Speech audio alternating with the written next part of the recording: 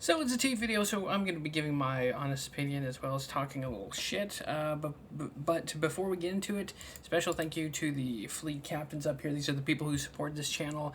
And so special thank you to them, and special thank you to people like you who give the one thing that they have precious time to watch my dumbass give opinion on literally anything. So thank you guys, and let's get right into it. All right.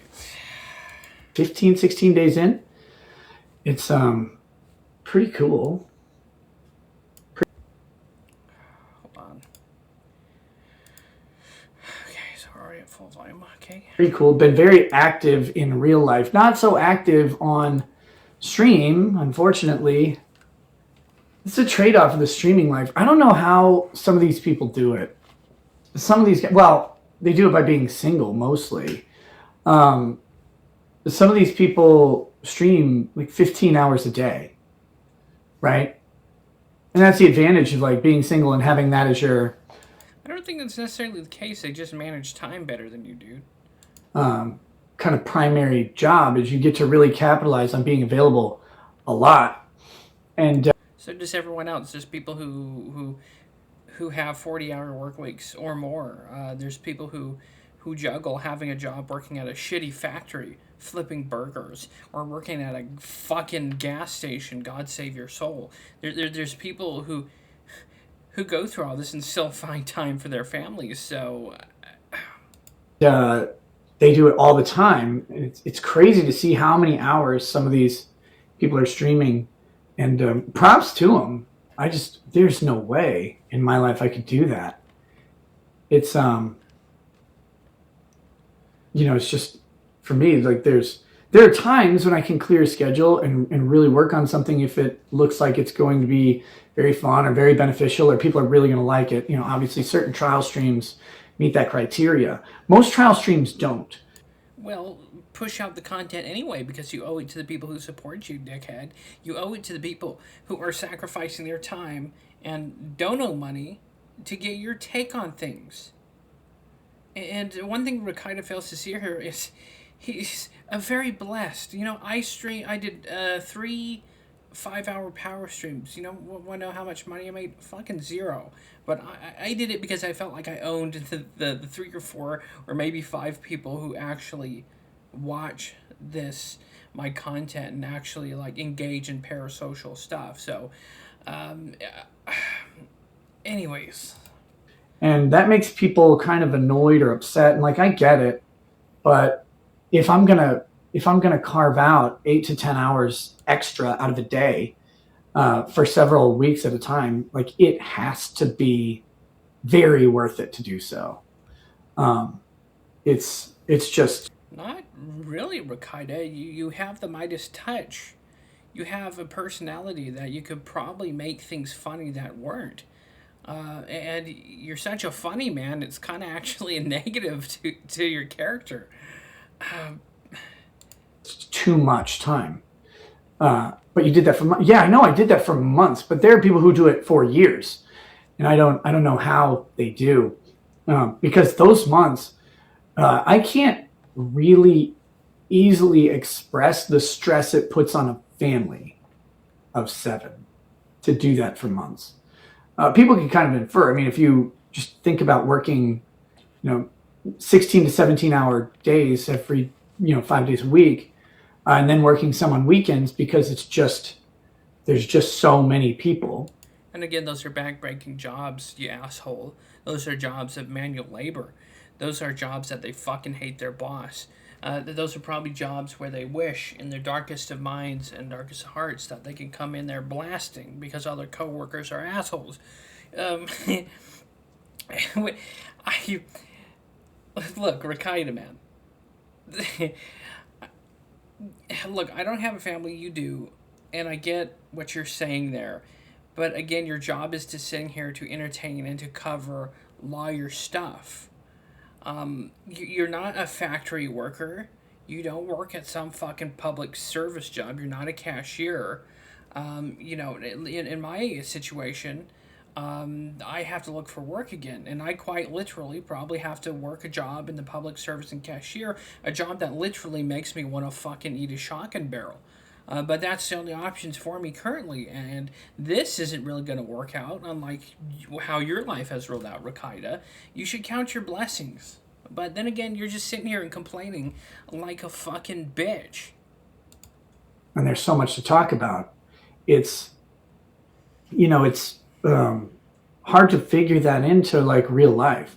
You have to either suspend real life for a Make it work. Your fans will understand. The diehard fans will understand if you put your family first. This is common sense. People aren't going to be like, oh, you had to go to a kid's soccer game? Oh, you had to go to a kid's recital? Cool. Come back. And that's one thing. He's making mountains out of molehills. Or anthills? How does that phrase? Fucking, I don't know. while, or you have to just like have your primary life be the thing that you're doing. I can't do that. Other people can. I give them props and hats off to them. But I can do it for stretches at a time. But even those stretches are very straining. You just don't see your family very much because you gotta sneak in and get some Is this a guy that's always complaining about? Never mind. sleep Go there. when you can, and that's pretty much just between streams. During the depth trial, it was literally stream, sleep for a couple hours, grab food, stream again, and it's yeah. And what those fucking episodes you made over $100,000, you prick. So he's sitting here saying that it's so fucking hard. It's such a struggle, ladies and gentlemen, to fire up a live stream and do this. You made over $100,000. That was when I quit watching the stream. So he probably made more, well over $100,000 in donos covering that one trial. So yeah, the payoff. If I could sell my left kidney or a chunk of my liver to do one stream, rake in $100,000 for sitting my fat ass here and talking to people on the live chat, or even in a standalone video like this one, I would do it. But anyway, It's wild. Yes, Larry Correa. I do need to get some more guests back going. My schedule is starting to normalize. And maybe if you have your guests and you don't, play the degenerate shit, like go back to be doing your lawyer stuff without talking about hedonism, weird sex shit, or like baldos and shit. Anyways, I digress. Normalize. I can't make any promises on it being normal yet because things keep coming up, but it's starting to normalize. There are a couple of events coming up where I might be gone for a day or more at a time. Coming up the first weekend in Florida, I may be gone. Oh, now he's vacationing in Florida, going to conventions and anime cons. Are you guys feeling sorry for him yet? For part of that, I don't know. And then there's like it's like a big chunk of time near the end of Florida where I may not be around as much. I'll have to see though. I'm not sure if I can. Both of them are trips that I would really, really like to do, and I don't know if I can. That's the hard thing, because I would really like to do them, but they would, obviously they would impact streaming. Did you really just complain about sitting on your ass in your basement Exactly. for 17 hours a day for 7 weeks? Yeah, I did. It's strange, like any job. Woe is you. Meanwhile, some bastard again. The life comparison shit will end after this one, but again, there's someone out there who hates their job, but they have to do it because it's the only option they have, and when people are this successful streaming. And this fucker's gonna you sat in the chair for 17 hours, fucking drank booze, whiskey, and brandy and shit, and grab-assed with people on the live chat? Is that really what you're complaining about? For someone who claims to have been raised in the ghetto and the poor section of town, you sure are bitch. I'm sorry. It has to be said. 17 hours a day with a family of 7 is, that's pretty stressful on the family, is what I said. But, whatever. You can. It gets them what they need. It gets them clothes on their back, food on the table. Okay? People always take this when streamers or whoever talk about like the stress that they go through. They're like, wow, you're not like a deep sea rig repair, oil rig repair person. It's like, well, no, it's not like you're going to drown or your tank's going to burst or whatever, but it is very, very stressful at times. And it's different stress. I mean, it's like the most stressful thing in the world, and it doesn't mean it's not worth it. It's just, it is stressful. And again, if you haven't done it, you can't. Which, to clarify, ladies and gentlemen, this is a guy who in some of his streams, he's constantly hammering whiskey shots. We're talking expensive, top shelf horse shit. So it can't be that painful, motherfucker. Can't really identify with the stressors. And like you can try and explain them, but yeah, we can't identify with the stressors because the title of this is 2024 so far, RE life and streaming. There's some of. Yeah, we can't identify with it because we're not making money sitting on our fat asses doing nothing. Listen to this fucker be so ungrateful, too. The first thing I would do, if I was ever in the situation where he was, I'd be kissing the ass of my live stream chatters and the people who got me to where I was. In fact, I would probably choose a life of semi-destitution. Well, again, this is me, and this is a fantastical word, but I would choose a small-ass house, and I'd reciprocate that money I've made through donos back to my people. But then again, this guy just doesn't translate well. So I don't like talking about it. It's not like a huge burden, right? I choose to engage it's great, but it is weird. The things that you encounter that you don't expect and can't really prepare for. And some of that's to your own choosing with some of this drama. You've kind of kicked a few hornets' nests there.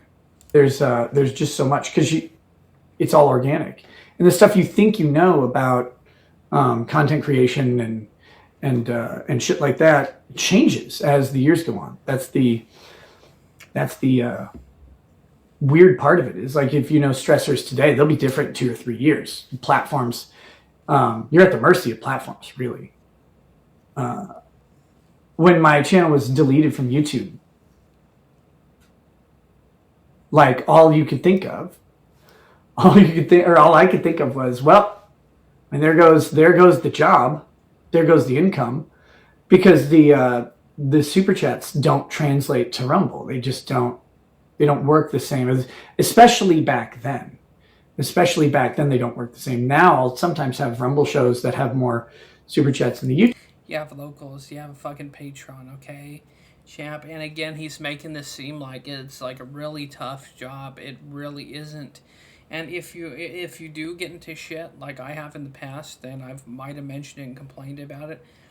That is just some asshole posting a comment. That's some retard like me doing a video on this shit.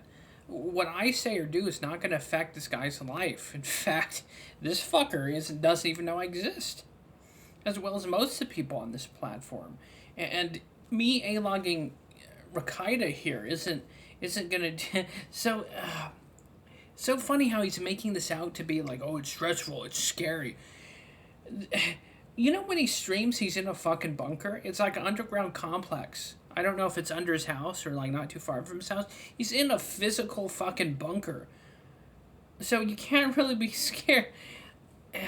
YouTube portions, but the Rumble runs longer. So it's just a weird dynamic where you're at the mercy of a brigade of troons, effectively. And like, what do you do about that? And then you have other stressors where, there's always people commenting about your life from the moment anybody knows who you are. And for some people, that can be a big problem. For other people, it's not that big of a problem. But it's all different because you don't really get the same impact. Or for a job, you can be a soldier on the front lines. You could be a special forces operator who gets paid dog shit. The benefits are even worse dog shit on behalf of a grateful nation. You could clock into work one day and get fucking taken out by IED or something. You get maimed and torn apart, and for what? Shit pay. Or you could be a factory worker, and I don't know, the ladle holding the molten ore pours down on you. This guy is trying to make his pretty cake lifestyle out to be, oh, there's a lot of psychological trauma. It's like, shut the fuck up, bud. Of it, and the social media aspect of it, and then of course the size of the audience.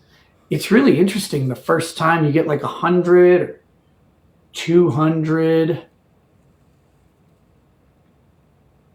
people hating on you, you're like, wow, that's a lot. Some people don't deal with that very well, but it's just interesting. And those people who do hate you, the 1 or 200 people, watch your content religiously, getting you ad revenue on YouTube. So essentially, you're making money off people who hate your fucking guts.